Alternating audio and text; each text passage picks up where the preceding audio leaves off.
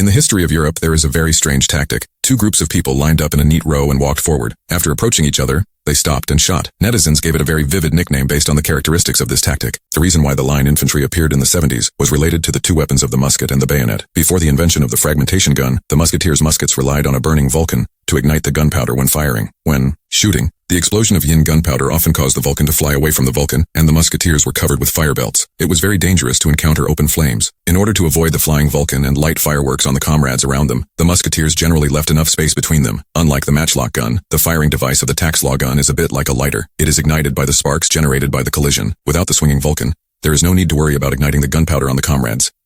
In this way, the musketeers can be close to each other, which gives them an advantage in firepower density.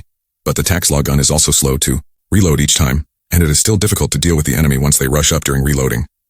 In the era of matchlock guns, the solution to this problem was to mix musketeers and pikemen into a square formation. There are pikemen to provide cover for the musketeers, but this mixed formation also reduces the firepower density. So can we ensure the firepower density, while giving the musketeers the attributes of close combat? The invention of the sleeve bayonet solves this problem very well.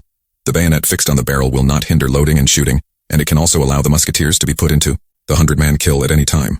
After forming a tight square formation, it is enough to deal with the charge of cavalry. So from the 17th to the 19th century, line infantry became the main infantry form used by European countries in field battles. But with the surge is the popularity of breech-loading rifles. Line infantry tactics were gradually replaced by skirmish lines and intensive charges. During World War I, the Maxim heavy machine gun combined with barbed wire trenches completely brought realistic tactics to an end. In the Battle of the Somme in 1916, the commander of the British Army, Haig, still insisted on using traditional tactics. He asked British soldiers to hold rifles with bayonets and launch a dense formation assault on the German position shoulder to shoulder. As a result, under the crossfire of the German heavy machine guns, nearly 60,000 casualties were suffered in one day. The British nobles who led the charge in large numbers were also killed and wiped out. From then on, there was no large-scale realistic charge in the European land war.